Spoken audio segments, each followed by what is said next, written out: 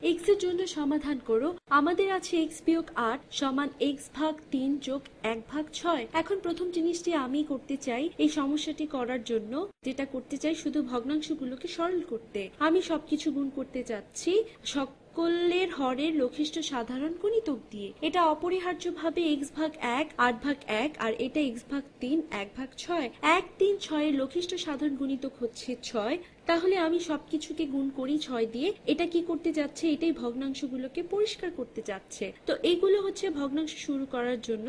তো আমরা শুধু তাদেরকে 6 দিয়ে গুণ করছি। তো এটা হলো 6x বিয়োগ 6 গুণ 8 হলো 48 এবং এখানে আমরা এটা ঠিক এখানে বিয়োগ করছি এবং আমাদের আছে x ভাগ 3 গুণ 6 এটা হতে যাচ্ছে 6 গুণ x ভাগ 3 যোগ 6 গুণ 1 ভাগ 6 অথবা আমরা পাই 6x বিয়োগ 48 সমান 6 গুণ কোনো কিছু ভাগ 3। এটা হচ্ছে একই জিনিস 6 ভাগ 3 গুণ ওই কোনো কিছু। তাহলে 6 কে 3 দিয়ে ভাগ করলে হয় 2, তাহলে এটা হচ্ছে 2x আর যোগ 6 ভাগ 6 হলো 1। তাহলে প্রথম ধাপ পরিষ্কার করেছে সকল ভগ্নাংশকে। এখন এটা শুধু হচ্ছে একটি সরাসরি সমস্যা সকল পূর্ণ সংখ্যার সহগ নিয়ে বা পূর্ণ সংখ্যা আছে সমীকরণের প্রত্যেক পক্ষে। আমরা এখন x কে বিচ্ছিন্ন করতে চাই উভয় পক্ষ হতে। আমরা যেমন তাদের সকলকে বাম পক্ষে বিচ্ছিন্ন করতে পারি, তাহলে উভয় পক্ষ থেকে 2x বিয়োগ করা যাক। আমরা পেতে চাই এখানে এই 2x এর বড়, তো এই কারণে আমি 2x বিয়োগ করছি। তাহলে উভয় পক্ষ থেকে 2x বিয়োগ করা যাক। এখন এই 2x বাদ চলে যায়, তাহলে থাকে 1। তাহলে এখানে শুধু 1 থাকে। এখন বাম পক্ষে আমার আছে 6x যাকে 2x দ্বারা বিয়োগ করলে থাকে 4x। যদি আমার কোনো কিছু 6 থাকে সেখান থেকে যদি 2 বিয়োগ করা হয় তাহলে আমার থাকে ওই কোনো কিছু 4 বিয়োগ 48। এখন আমি পারি, দেখা যাক, আমি বাম পক্ষের এই 48 কে মুক্ত করতে চাই কারণ আমি শুধু x এখানে চাই। তাহলে আমাকে সমীকরণটির উভয় পক্ষে 48 যোগ করতে হবে। এটা করি নতুন রঙে। এখন সমীকরণের উভয় পক্ষে 48 যোগ করার পর বাম পক্ষে থাকে 4x বিয়োগ 48। 48 বাদ পড়ে যায়, থাকে 4x এবং ডান পক্ষে 1 যোগ 48 হলো 49। এখন আমি x কে বিচ্ছিন্ন করেছি কিন্তু এখনো 4 দিয়ে গুণ করা আছে, তাই এটাকে একে পরিণত করার জন্য উভয় পক্ষকে 1 ভাগে 4 দিয়ে গুণ করা যাক এবং তুমি এটা বলতে পারো 4 দিয়ে ভাগ করা যাক। এবং তুমি চিন্তা করো তুমি এটা এক পক্ষের জন্য করেছো, তোমাকে অপর পক্ষের জন্য করতে হবে এবং তোমার আছে x সমান 49 ভাগ 4 এবং এটা প্রায় যতদূর সম্ভব আমরা সরল করতে পারি কারণ এই দুটির কোনো সাধারণ গুণনীয়ক নেই 49 এবং 4। তাহলে যাচাই করা যাক দেখার জন্য 49 ভাগ 4 প্রকৃত পক্ষে উত্তর কিনা।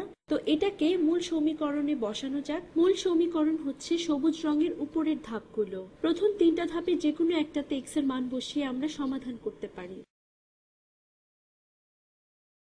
তাহলে এখানে হবে 49 ভাগ 4 বিয়োগ 8 আর এদিকে হবে 49 ভাগ 4 ভাগ 3 যোগ 1 ভাগ 6। তাহলে দেখা যাক আমরা এখানে কি করতে পারি। আমরা গুণ করতে পারি যেমনটি আমরা আগে করেছিলাম। এই সমীকরণের উভয় পক্ষকে আমরা 6 দিয়ে গুণ করতে পারি, যেটা এখানে অনেকগুলো ভগ্নাংশ সরল করতে সাহায্য করেছিল। তাহলে আমরা যদি এই সমীকরণের উভয় পক্ষকে 6 দিয়ে গুণ করি, তাহলে আমরা 6 দিয়ে গুণ করছি। আমরা বাম পক্ষে কি পেয়েছি? 6 ভাগ 4 হলো একই জিনিস 3 ভাগ 2 এর মতো। তাহলে এটা হতে যাচ্ছে 3 গুণ 49 ভাগ 2, 3 গুণ 49 ভাগ 2 বিয়োগ 48 সমান হবে 6 ভাগ 3 হলো 2। তাহলে এটা হতে যাচ্ছে 2 গুণ 49 ভাগ 4, যেটা হচ্ছে 49 ভাগ 2 এর মতো একই জিনিস। এরপর 6 গুণ 1 ভাগের 6 হলো যোগ 1। দেখা যাক, আমি শুধু বস্তুটির পরিমাণ নির্ণয় করতে চাচ্ছি। আমি চাইলে অপরিহার্যভাবে তুমি জানো উভয় পক্ষ থেকে 49 ভাগ 2 বিয়োগ করতে এবং এটা জিনিসটাকে সরল করবে। তাহলে আমি এটার পরিমাণ বের করতে চাই। তাহলে 3 গুণ 49 হলো 3 নং 27 এর 7। 3 কে 9 দিয়ে গুণ করলে থাকে 27 এর 7, এই 2 এখানে 3 4 12 আর 2 যোগ করলে হয় 14। তাহলে এটা হলো 147 ভাগ 2 বিয়োগ 48। তাহলে 48কে আমরা লিখতে পারি 96/2 হিসেবে। তাহলে আমরা এটা লিখলাম 48-এর বদলে 96/2 হিসেবে, আর এটা হলো 49/2, আর আমরা 1কে লিখতে পারি 2/2 হিসেবে। এবং 47-26 কি? 47-100 হবে 147-100 হবে 47।